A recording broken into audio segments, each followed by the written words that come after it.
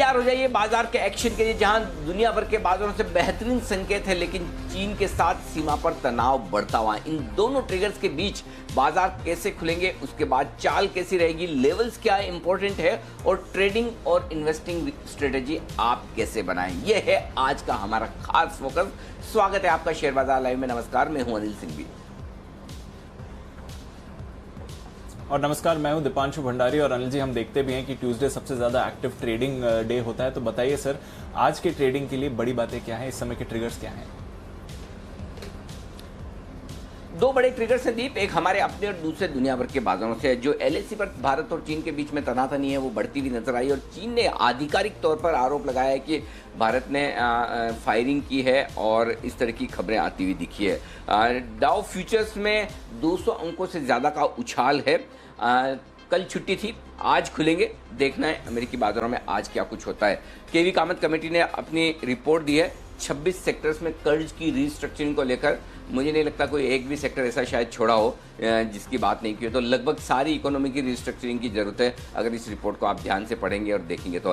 Happiest mind वाकई में खुश करेगा इन्वेस्टर्स को, और पहले ही दिन 3 गुना बढ़ता हुआ नजर आया, लेकिन खुशी बहुत ज़्यादा नहीं, क्योंकि गिने चुने वो इन्वेस्टर्स होंगे जिन्हें अलॉटमेंट मिलेगा। तो एप्लीकेशन लगाइए और प्रेयर्स में जुट जाइए कि अलॉटमेंट हो जाए। बिल्कुल सर। तो ज़्यादातर संकेत तो बाजार के लिए ठीक ठाक ही लग रहे हैं सर, पर ये जो एलएसी पर तनातनी बढ़ी है और अब जो खबरें आई हैं फायरिंग की, अवेट कर रहे हैं सर इस पर ऑफिशियल स्टेटमेंट कोई, पर आप इस खबर को कैसे देखते हैं और इसका बाजार पर कैसा रिएक्शन हो सकता है? देखिए, इस तरह की खबरें अच्छी तो नहीं है, इसमें कोई डाउट नहीं है। और दीप, इसमें दो चीज़ें सबसे काम की है जिस पर हमें फोकस करना है। पहली चीज़, 1975 के बाद, यानी कि 45 साल बाद पहली बार ऐसा हुआ है कि सीमा पर फायरिंग होने की खबरें आई हैं। कितनी सही है कितनी गलत है पता नहीं, क्योंकि ये जो स्टेटमेंट्स आए हैं वो चीन की तरफ से आए हैं, चीन के आधिकारिक स्टेटमेंट्स। और चीन का ये कहना है कि एलएसी पर भारतीय सैनिकों ने वार्निंग शॉट्स फायर किए हैं और चेतावनी दी है, और उन्होंने चीन की सीमा में घुसने की कोशिश की है। भारत की ओर से हमारी आर्मी या फिर हमारे रक्षा मंत्रालय और विदेश मंत्रालय की तरफ से अभी तक किसी तरह का कोई स्टेटमेंट आया नहीं है, और वो ज़रूर आएगा। आमतौर पर 10, साढ़े 10, 11 बजे के आसपास आप विदेश मंत्रालय की तरफ से या रक्षा मंत्रालय की तरफ से किसी न किसी तरह का स्टेटमेंट आते हुए देखते हैं। तो वो देखना सबसे अहम होगा। उससे एक अंदाजा लगेगा कि मामला कितना सीरियस है और क्या वाकई में ऐसा हुआ है, हुआ तो किस लेवल तक हुआ है। लेकिन कुल मिलाकर अगर चीन सामने से कह रहा है, अच्छा, इसमें दो बड़ी चीज़ें हैं। पहली चीज़ तो है कि 45 साल बाद ऐसा हुआ है। दूसरी चीज़ ये कि मेरे ख्याल से जहाँ तक मुझे याद है, समझ और जो मैंने पढ़ा है, पहली बार शायद किसी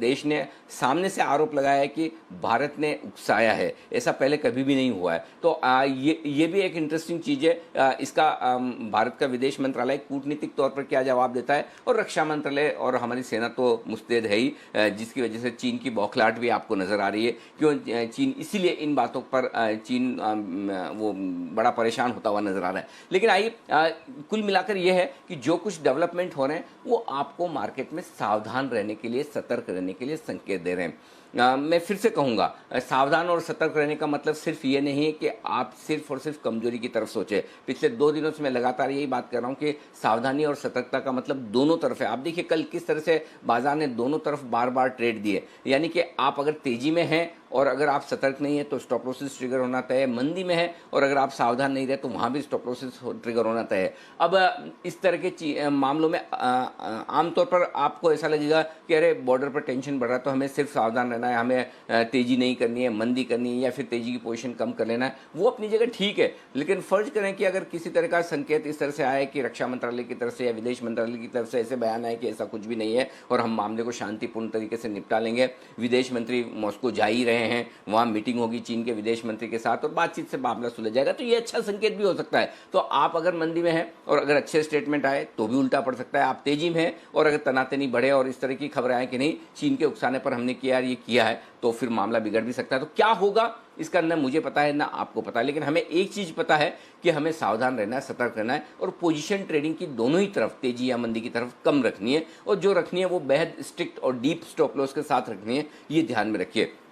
बस यही आपके हाथ में जो आप कर सकते हैं। बाकी हर वक्त नज़र बनाए रखें, क्योंकि किसी भी वक्त किसी भी तरह की खबर कहीं भी आई उसके दम पर बाजार बड़ा रिएक्शन दे सकता है। बड़े रिएक्शन से मेरा मतलब है 75-100 पॉइंट का निफ्टी का मूव आ जाए, 200-300 पॉइंट का बैंक निफ्टी का मूव आ जाए तो बहुत बड़ी बात नहीं, कुछ ही मिनटों में। और अगर आप पता चला कि मतलब 2 मिनट के ब्रेक के लिए कहीं इधर उधर उठे और उसी वक्त ये खबर आ गई, सावधानी रखनी है आपको, बस इतना ध्यान रखिए। जी दीप। बिल्कुल अनिल जी, तो सावधान रहना जरूरी है, एक्टिव रहना जरूरी है, दोनों तरफ के मूवमेंट आ सकते हैं। सर एक छोटा सा सवाल और, क्योंकि ये तो एक बड़ा ट्रिगर है ही जिसकी मार्केट पर नजर रहेगी और दोनों तरफ का एक्शन यहां पर हो सकता है, पर जो बाकी ट्रिगर्स हैं उससे सेंटिमेंट और ट्रेंड पर क्या असर पड़ सकता है? जो कामत कमेटी की रिपोर्ट है और जैसे कि आपने कहा सारे सेक्टर्स उसमें कवर हो रहे हैं, आईपीओ को अच्छा रिस्पॉन्स मिल रहा है, थोड़ा जो बाकी डेटा भी बना है, ओवरऑल अगर मार्केट सेटअप देखें तो ट्रेंड और सेंटिमेंट दोनों पर कोई असर पड़ सकता है आज के ट्रेड के लिए? देखिए दीप, पहली चीज़ तो कामत कमेटी की जो रिपोर्ट है उसे आप जैसे देखना चाहें देख सकते हैं। पॉजिटिव देखना चाहें पॉजिटिव देखें, नेगेटिव देखना चाहें नेगेटिव देखें। अगर 25 से ज़्यादा सेक्टर्स उन्होंने ऐसे आइडेंटिफाई किए जहां रीस्ट्रक्चरिंग की ज़रूरत है, तो फिर बचा क्या? इसका मतलब ये कि पूरी इकोनॉमी, पूरे बिजनेसेस, पूरे इंडस्ट्री को, सबको रिस्ट्रक्चरिंग की ज़रूरत है। अब अगर सबको रिस्ट्रक्चरिंग की ज़रूरत है तो इससे आप एक अंदाज़ा लगा सकते हैं कि इंडस्ट्री के, बिजनेसेस के और इकोनॉमी के हाल कैसे हैं। करेक्ट? ये आपको नेगेटिव साइड की तस्वीर दिखाता है कि हाल बड़े बुरे हैं।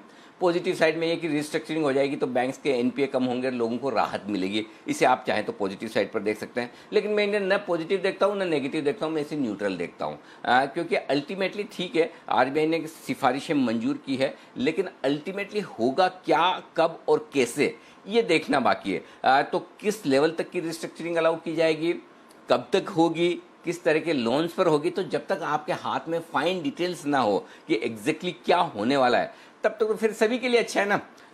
सभी सेक्टर्स के लिए अच्छा है रिस्ट्रक्चरिंग में जाएंगे, सभी बैंक्स के लिए अच्छा है रिस्ट्रक्चरिंग में जाएंगे। लेकिन अगर रिस्ट्रक्चरिंग में जा रहे हैं तो वो फिर आपकी सिचुएशन भी दिखा रहा है कि हाल कैसा है इकोनॉमी का। तो कोई बचा ही नहीं है। मतलब आप सोचिए सबसे बड़ी चीज़ क्या है इस वक्त, जो सबसे बढ़िया काम करने वाले सेक्टर्स हैं, मसलन आपका केमिकल सेक्टर जहाँ पर बहुत अच्छा बिजनेस है, कुछ हद तक फार्मा जहाँ बहुत अच्छा बिजनेस है। इस लॉकडाउन के पीरियड में, कोविड के पीरियड में ये 2 सेक्टर्स ने तो अच्छा पैसा कमाया है और कंपनियों के में ग्रोथ भी आई है।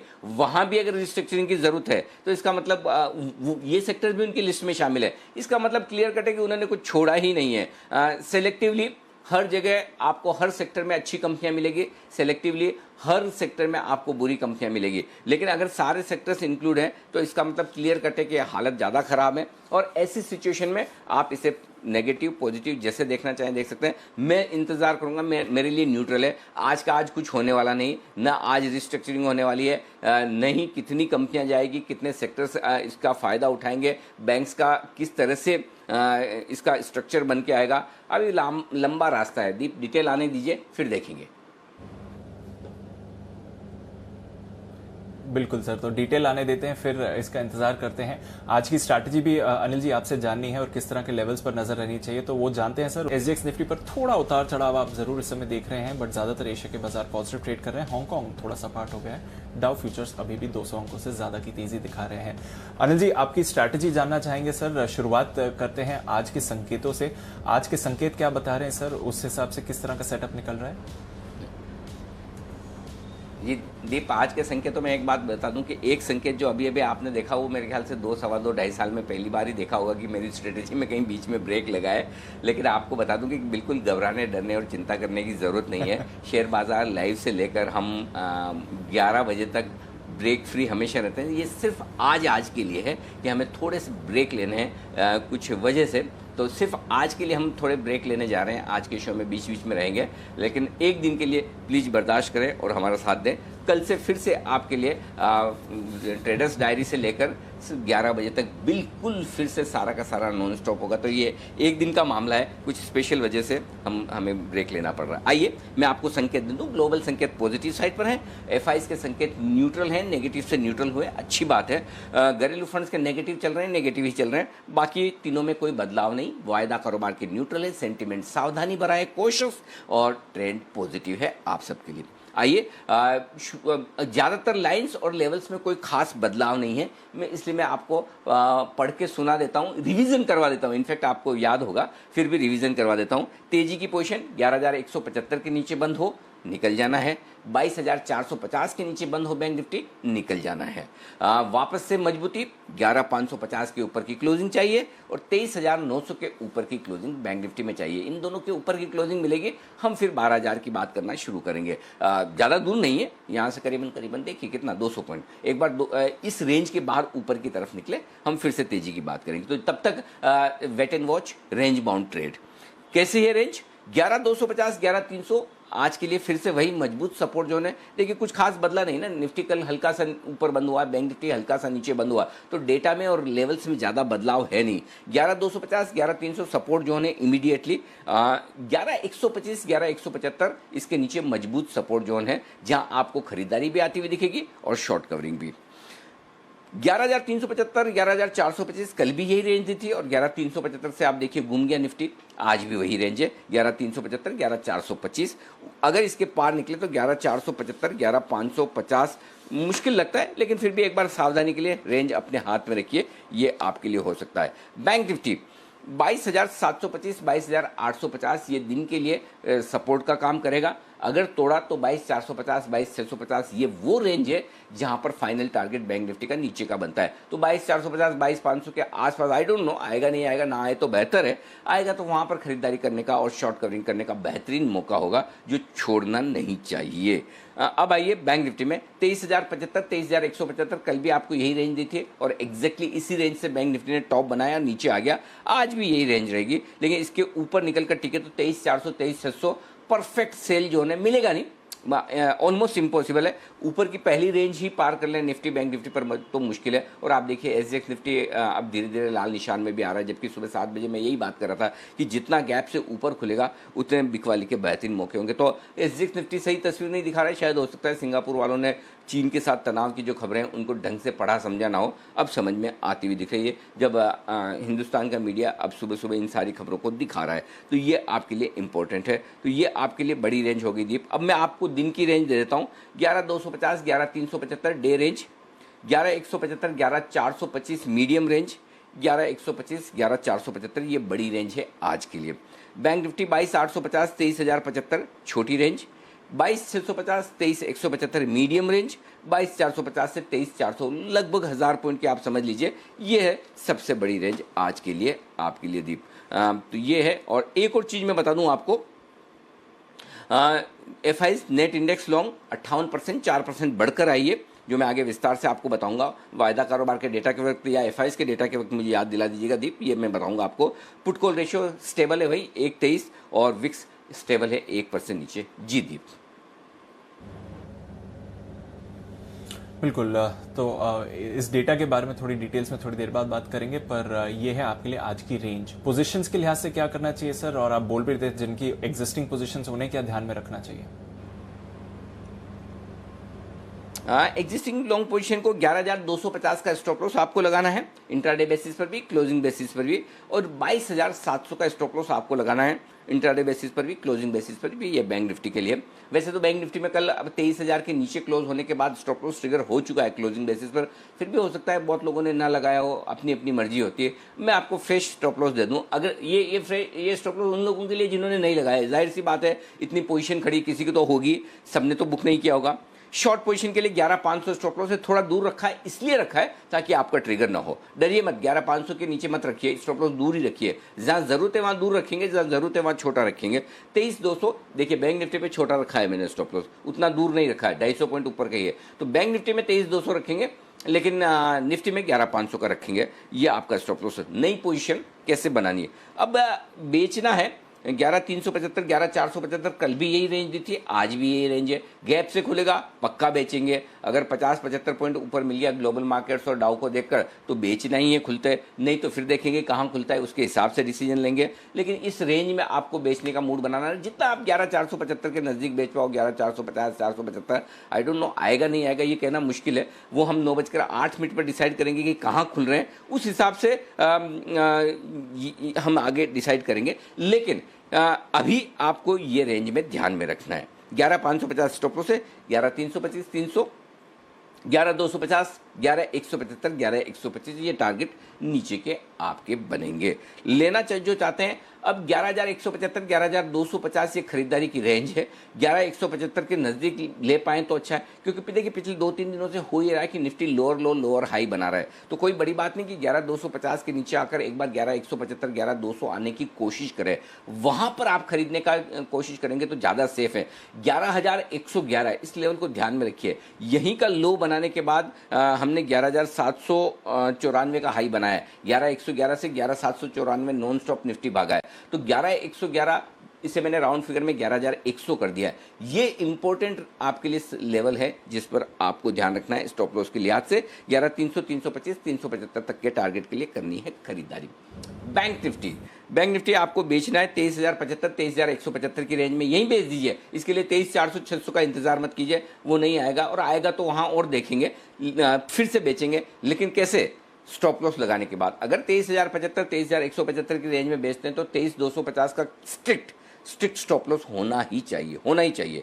इसको मिस मत करिएगा, होना ही चाहिए। और 22,950 22,850 22,725 ये 3 टारगेट कल के निकाले हुए हैं। 22,650 और 22,500 ये 2 और टारगेट नीचे की तरफ के बनते हैं। अगर ये स्टॉप लॉस ट्रिगर होता है 23,250 का तो हो जाने दीजिए, फिर 23,400 23,600 की रेंज में बैंक निफ्टी फिर पहुंचेगा। अगर इसको पार किया तो वहां पर फिर से आपको शॉर्ट पोजीशन बनानी है। बैंक निफ्टी खरीदिएगा 22,450 22,650 परफेक्ट रेंज है, अगर आए तो वहाँ खरीदिएगा ज़रूर, और तब 22,400 का आपका स्टॉप लॉस होगा। और ऊपर की तरफ के जो टारगेट बनेंगे वो 22,725 22,850 22,950 ये सारे टारगेट आपके बनते हुए दिखेंगे। इसमें एक 22,850 का टारगेट और जोड़ दिए, 22,725 22,850 22,950 23,075 ये टारगेट होंगे आपके लिए बैंक निफ्टी पर। तो खाली एक टारगेट में और बीच में ऐड कर रहा हूँ, 22,725 से लेकर 22,950 के बीच में 22,850 का भी एक टारगेट आप नोट कर लीजिए, ये आपके लिए बैंक निफ्टी। लेकिन जो बड़े एग्रेसिव ट्रेडर हैं और स्ट्रिक्ट स्टॉप लॉस के साथ लेना चाहते हैं तो उनके लिए एक मौका और है, वो 22,725 22,850 की रेंज में भी मौका देख सकते हैं खरीदारी का, एग्रेसिव ट्रेडर के लिए ये, और वो स्ट्रिक्ट स्टॉप लॉस के साथ, क्योंकि ये स्टॉप लॉस लग भी सकता है और वो होगा आपका 22,700 या 22,650 का। अपने रिस्क के हिसाब से लगा लें। अगर आप 22,850 पे एंट्री कर रहे हैं तो 22,700 का ही लगा लें, और 22,725 के आसपास एंट्री कर रहे हैं तो 22,650 का लगा लें स्टॉप लॉस, और ये एक चांस आप वहां पर ले सकते हैं अगर लेना चाहें तो। दीप, ये पूरी की पूरी स्ट्रेटेजी आपको आज मिल गई कंप्लीट, एकदम परफेक्ट। बिल्कुल, तो ये हैं कुछ रेंजेस जिस तरह से आप नई पोजीशंस भी बना सकते हैं, एग्जिस्टिंग पोजीशंस क्या क्या कर रहे हैं, और 9-8 को हम रिव्यू भी करेंगे। 6 स्टॉक्स एफएनओ बैन में है, कोई नई एंट्री या एग्जिट नहीं है। India bulls, PNB, Vodafone, Canara bank, BHEL और जेएसपीएल। सर, अब जब विस्तार में थोड़े संकेत के बारे में बताइए। एफआईएस को आपने नेगेटिव से न्यूट्रल करा है, इसकी क्या वजह है, और आपने पोजीशनिंग के बारे में भी आप कुछ बताने वाले थे, और एफएनओ न्यूट्रल है, वहां से क्या लेवल्स निकल कर आते हैं? जी देखिए, एफआईएस के डेटा में 2 इंटरेस्टिंग चीजें दीप। पहले देखिए, कैश में 7 करोड़ की बिकवाली, तो थोड़ा सा बिकवाली का हाथ तो हम रोका है उन्होंने, और स्टॉक फ्यूचर्स भी कोई खास नहीं बेचे, सिर्फ 49 करोड़ के। तो स्टॉक स्पेसिफिक सिर्फ 55-56 करोड़ की बिकवाली बहुत छोटी है, पॉइंट नंबर 1, इसलिए न्यूट्रल है। सामने 650 करोड़ के उन्होंने इंडेक्स फ्यूचर्स खरीदे हैं। अब इंडेक्स फ्यूचर्स में जो खरीदे हैं वो कहाँ खरीदे हैं? पहले तो तेजी की पोजीशन इंडेक्स फ्यूचर्स में बनाई, ये इंटरेस्टिंग है। एफआई ने कल तेजी की पोजीशन बनाई, और दूसरा जो उनकी इंडेक्स में शॉर्ट पोजीशन थी वो भी काटी है, शॉर्ट कवरिंग भी की है, फ्रेश लॉन्ग पोजीशन भी बनाई है। इसलिए एफआईएस के डेटा बेहतर भी हुए हैं, और साथ ही एफआईएस की नेट लॉन्ग 54% से बढ़कर 58% भी हुई, 4% बढ़ी है। तो एफआईएस के डेटा 3-4 दिनों बाद थोड़े राहत भरे हैं। मैं ये तो नहीं कहूँगा कि बहुत अच्छे हैं, चलो बढ़िया बढ़िया बढ़िया बढ़िया सब कुछ ठीक है, लेकिन थोड़ी राहत भरे है कि कम से कम बिकवाली से हाथ रुका है। लेकिन ऐसा काम घरेलू फंड कर नहीं रहे। मुझे नहीं पता ये क्या चीज़ का इंतजार कर रहे हैं, ये बिल्कुल लेने को तैयार ही नहीं है। 11,800 वाला निफ्टी अब 11,300 तक भी आ गया है, 250 भी कल हुआ, अभी भी ले नहीं रहे। इंटरेस्टिंग है। तो घरेलू फंड पता नहीं किस ट्रिगर का इंतजार कर रहे हैं, किस लेवल का इंतजार कर रहे हैं, क्या वो 11,200 100 का इंतजार कर रहे हैं, 10,800 का कर रहे हैं, भगवान जाने। लेकिन अभी भी बिकवाली है, कल भी 800 करोड़ की बिकवाली घरेलू फंड की छोटी नहीं है। तो दीप, मैं अब है ना एफआईएस के मुकाबले में मैं थोड़ा सा डीआईएस के एक्शन की तरफ ज्यादा बढ़ रहा हूँ कि ये लोग क्या करना चाहते हैं और ये लोग कब खरीदना चाहते हैं, ये देखना मेरे लिए इंटरेस्टिंग होगा कि घरेलू फंड्स की खरीदारी किस दिन आती है। इस पर मेरी बहुत पैनी नजर है, मैं उसको वॉच कर रहा हूँ दीप जी। तो ये आपके लिए डेटा हो गए आज एफआईएस और घरेलू फंड्स के। जी दीप। बिल्कुल अनिल जी, तो एफआईएस थोड़ा यहाँ पर एक्शन इंटरेस्टिंग है। एफएनओ के डेटा क्या बता रहे हैं सर लेवल्स के लिहाज से? एफिनो के डेटा में दीप सिंपल है, देखिए ना कोई बदलाव है नहीं। निफ्टी के ओपन इंटरेस्ट में कोई बदलाव नहीं है। बैंक निफ्टी में मुश्किल से 1 लाख से भी कम शेयरों का ओपन इंटरेस्ट कम हुआ है। प्रीमियम लगभग उतनी है, 11 पॉइंट के सामने 18 पॉइंट की प्रीमियम निफ्टी में, 18 पॉइंट की प्रीमियम बैंक निफ्टी में, 15 पॉइंट के सामने पुट कॉल रेशियो वही 1 बेसिस पॉइंट 1.22 का 1.23, कुछ भी नहीं बदला है। 11,000 रॉक बॉटम सपोर्ट है वायदा कारोबार के डेटा के लिहाज से, मंथली और वीकली दोनों सीरीज में वहीं पर हाईएस्ट ओपन इंटरेस्ट है, ठीक है ना। और 11,400 पार करना ये पहली चुनौती है। कल वहाँ पर 7 लाख शेयर कॉल्स में जुड़े हैं और टोटल मिलाकर 23 लाख शेयर हैं। 11,300 पहला रुकावट का लेवल है, जहाँ 6 लाख शेयर कल पुट में जुड़े हैं और 20 लाख तो 11,300 11,400 इमीडिएट रेंज है निफ्टी पर 100 पॉइंट की रेंज में, और उसके नीचे निकलेंगे तो 100 पॉइंट ऊपर नीचे और 11,200 11,500 की बड़ी रेंज निकल कर आती है। तो ये आपके लिए सिंपल निफ्टी की रेंज है। बैंक निफ्टी 23,000 मेक और ब्रेक लेवल है, 23,000 के नीचे हैं आप खराबी हैं, और उसकी वजह यह कि दीप 23,000 पर 6 लाख शेयर पुट में खड़े हैं। और आज भी अगर आप सपोज नीचे खुलते हैं 23,000 के नीचे मेंटेन करते हैं, तो जो पुट राइटर्स है जिन्होंने तेजी की पोजीशन बनाई है ये थोड़े दबाव में तो रहेंगे कि कल भी बैंक निफ्टी 23,100 को ऊपर पार नहीं कर पाए, 23,000 के ऊपर टिका ही नहीं। 23,000 के ऊपर जाता है बिकवाली आती है, नो डाउट 22,850 के आसपास, और उसके नीचे खरीदारी भी आती है। तो मेरे लिए आज है ना देखने वाली बात है कि 22,700 22,850 ये 150 पॉइंट की जो स्ट्रॉन्ग सपोर्ट जोन थी कल, उसको होल्ड करता है या नहीं। अगर उसको होल्ड ना करे, उसके नीचे जाने के चक्कर में पड़े तो मामला मुश्किल है, अदरवाइज ठीक है। तो आपके लिए 23,000 सबसे इंपॉर्टेंट लेवल है बैंक निफ्टी पर। और एक चीज़ साफ दिख रही है, 23,500 तो पार होने वाला है नहीं बैंक निफ्टी में जिस तरह की पोजीशन बनी हुई है। तो 23,000 के लेवल पर 8 लाख शेयर कॉल्स में भी हैं और पुट में 6 लाख शेयर हैं, तो 23,000 पर कॉल राइटिंग काफ़ी है। तो 23,000 के ऊपर टिकना ये बहुत ज़रूरी है बैंक निफ्टी के लिए, और जो मुझे लग नहीं रहा है डेटा को देखकर कि बैंक निफ्टी 23,000 के ऊपर टिक पाएगा, मुश्किल लगता है। दीप आइए आपको बता देते हैं आज कौन से स्टॉक्स पर आपको नजर रखनी चाहिए खबरों के दम पर, और ब्रोकरेज एक्शन भी किधर है। पूजा, संदीप और साथी आशीष हमारे साथ तैयार हैं। गुड मॉर्निंग पूजा, आपसे शुरुआत करते हैं। बताइए आज के कुछ अहम ट्रिगर्स और खबरों वाले स्टॉक्स कौन से हैं। जी गुड मॉर्निंग दीपांशु। शुरुआत पहले नतीजों से कर लेते हैं। कैश सेगमेंट से CSE, special retail, future consumer जैसी कंपनियां अपने नतीजे घोषित करेंगी, तो यहाँ नजर रखिए। मिंडा इंडस्ट्रीज का राइट्स इशू आज बंद होगा, जिसके जरिए 250 करोड़ रुपए जुटाने की योजना है, ये एक ट्रिगर है। और शेयरविट का बायबैक पर बोर्ड बैठक होगी। तो ये 3 ट्रिगर्स हैं जहां पर कि आपको नजर रखनी है। नतीजों में इन्फो एज के नतीजे अनुमान से बेहतर दिखाई दिए। आय में 13% की गिरावट, जो एडजस्टेड मुनाफा है उसमें 6% की बढ़त देखने को मिली है। पराग मिल्क फूड्स के भी नतीजे कमजोर ही आए हैं। आय में 31% की गिरावट, मुनाफा घटा है 88% से। मैकेली भारत इंजीनियरिंग के भी नतीजे कमजोर ही हैं। आय में 52% की गिरावट और कंपनी ने करीब 30 करोड़ का घाटा इस बार दर्ज किया है। जीआईसी यानी कि जनरल इंश्योरेंस कॉर्पोरेशन, यहाँ पर भी नतीजे कमजोरी हैं। मुनाफे से घाटे में आ चुकी है कंपनी, और ग्रॉस रिटर्न प्रीमियम में भी करीब 23% की गिरावट इस बार दर्ज हुई है। और आखिर में बात करते हैं जुवारी ग्लोबल की। आय में 18% की बढ़त जरूर देखी गई है, लेकिन जो घाटा है वो दर्ज किया है 52 करोड़ का इस बार कंपनी ने। तो नतीजे मिले जुले देखने को मिले। ओके, संदीप के पास भी कुछ और खबरों वाले शेयर हैं, संदीप बताएं। Good morning sir. पहले भारत डायनामिक्स, इसका नॉन रिटेल निवेशकों के लिए आज ओएफएस खुलेगा। 15% सरकार अपना हिस्सा बेचना चाहती है, जिसमें 10% तो श्योर है और 5% का ग्रीन शो ऑप्शन है, विकल्प है। 330 रुपए की प्राइसिंग है, जो कि कल की प्राइस से आप देखें तो 14% डिस्काउंट पे है। ईआईएच राइट्स इशू के जरिए 350 करोड़ रुपए जुटाने की मंजूरी मिली है। अंबर एंटरप्राइजेस क्यूआईपी को मंजूरी आई है। इसका जो फ्लोर प्राइस है 1798 रुपए 72 पैसे, जो कि कल की क्लोजिंग से करीब 3.25% डिस्काउंट पे है। बैंकिंग स्टॉक्स फोकस में रहेंगे। केवी कामत कमेटी ने अपनी रिपोर्ट सबमिट करी है 4 तारीख को आरबीआई को। 26 सेक्टर्स को कवर किया, ऑलमोस्ट सारे सेक्टर्स कवर किए गए हैं। फाइनेंस सेक्टर के हिसाब से जो कर्ज रिस्ट्रक्चरिंग है वो होती हुई दिखेगी, और लेंडर्स जो है 5 मेन रेशियोज हैं जिसके ऊपर फोकस करेंगे रिस्ट्रक्चरिंग के लिहाज से। डायग्नोस्टिक स्टॉक्स पे फोकस रखिए। महाराष्ट्र सरकार ने जो कोविड टेस्ट की कीमतें हैं, जो कि लैब में पहले 1900 रुपए में होता था, वो 1200 रुपए कर दी है। अगर आप कोविड सेंटर में है तो 2200 रुपए लगते थे, वो 1600 रुपए हो जाएंगे, और घर में जाके सैंपल कनेक्ट होते थे 2500 रुपए में, उसकी कीमत घटाकर अब 2000 रुपए कर दी गई है। डॉक्टर रेड्डीज यहाँ पे भी नजर रखिए। इनकी एक इंजेक्शन है फुल वेस्ट्रेंट, उसको इन्होंने लॉन्च किया है यूएस में, तो उसका इंपैक्ट आज देखने को मिलेगा। करीब 41 करोड़ डॉलर के आसपास का इसका साइज है पूरे साल में अगर आप देखें।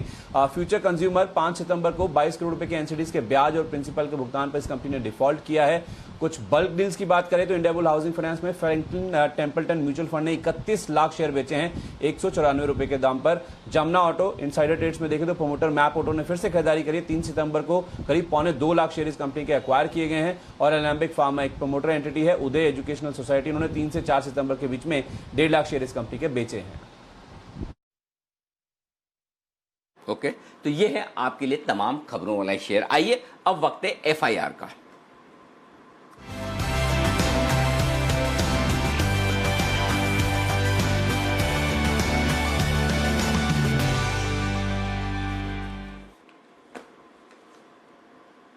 बताएं आशीष।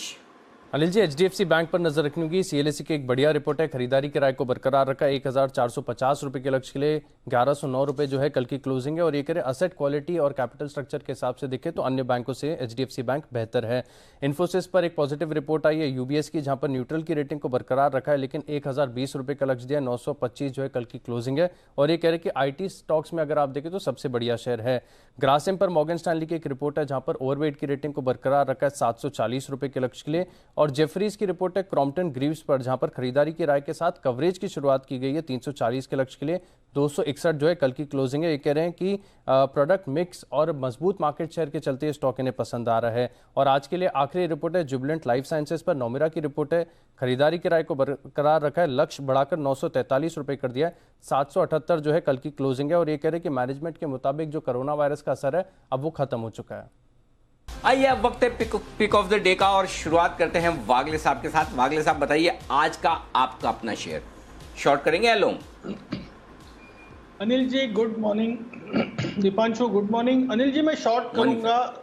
स्टॉक है मन्नापुरम, 146 का बंद है। कल भी वीक था, मुझे लगता है आज भी वीकनेस कंटिन्यू होगी। 146 का बंद है, 150 का मेरा स्टॉप लॉस होगा और मुझे 135 तक की डाउनसाइड दिखती है आज और कल की बात करेंगे तो। ओके, तो मनापुरम में शॉर्ट करने की राय वागले साहब की तरफ से। सुमित जी गुड मॉर्निंग, आपका pick of the day short side पर ही। Good morning Anil ji, good morning. Pick of the day Anil ji मेरा लॉन्ग साइड का है। पिक ऑफ द डे मेरा JSW एनर्जी है। पिक ऑफ द डे के अंदर एक अच्छा JSW एनर्जी के अंदर एक अच्छा ब्रेकआउट है। स्टॉक ने पिछले 3 से 4 दिनों पे लोअर लेवल से एक अच्छा तेजी का मूव दिखाया है। 200 DMA लेवल तोड़ा है और ये स्टॉक हमें लग रहा है यहाँ से कुछ बड़ा मूव दिखाने को तैयार है। इसके अंदर राउंडिंग बॉटम भी फॉर्म हुआ है। तो JSW एनर्जी काउंटर एक ऐसा काउंटर है जो यहाँ से एक आने वाले दिनों में अच्छा मूव दिखा सकता है, जिसमें ऊपर में 68 रुपीज से लेकर 70 रुपीज तक के इमीडिएट टारगेट होंगे और शायद उसके ऊपर के लेवल्स भी देखने को मिल सकते हैं। तो एग्जिस्टिंग लॉन्ग पोजीशंस होल्ड करके चले। 57 का नीचे में स्टॉप लॉस, ऊपर में 70 रुपए तक के टारगेट JSW एनर्जी के अंदर देखने को मिल सकता है। गुड मॉर्निंग सिमी जी, बताइए आपकी पिक ऑफ द डे कौन सा शेयर चुना है आपने?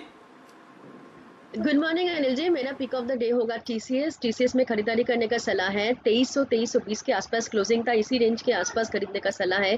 2260 का ओवरऑल स्टॉप लॉस मेंटेन करना है और टारगेट्स इनिशियल टारगेट्स 2390 होगा और उसके बाद 2450 तक भी जा सकता है। TCS मेरा खरीदारी का स्टॉक है आज के लिए। ओके, TCS में करें खरीदारी। ये स्टॉक है बेहतरीन, मजबूत। कल रिलायंस और TCS ने भी बाजार को बचाने की कोशिश भी की। किरण जी सुप्रभात, बताएं सर आपका क्या इरादा है? अनिल जी सुप्रभात, दीप सुप्रभात। मेरा बाय करने का इरादा है और बाय करना है यूपीएल का बाय करने का रीजन एक ही है क्योंकि हम बहुत अच्छे सपोर्ट्स पे आ गए हैं।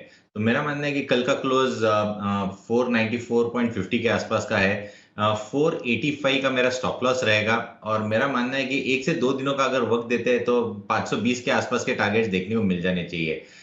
जब ये स्टॉक बढ़ रहा था तब वॉल्यूम बहुत अच्छे थे, अभी थोड़ी सी करेक्टिव रैली है तो वॉल्यूम्स एकदम ड्राई डाउन हो चुके हैं। तो मेरा मानना है कि ये एक्यूमुलेशन का एक संकेत है, सपोर्ट्स नजदीक है, इसलिए ये बाय कॉल। ओके, तो यहां पर खरीदारी करने की राय है आपके लिए। कुणाल जी सुप्रभात, बताएं सर आपने क्या चुना है आज?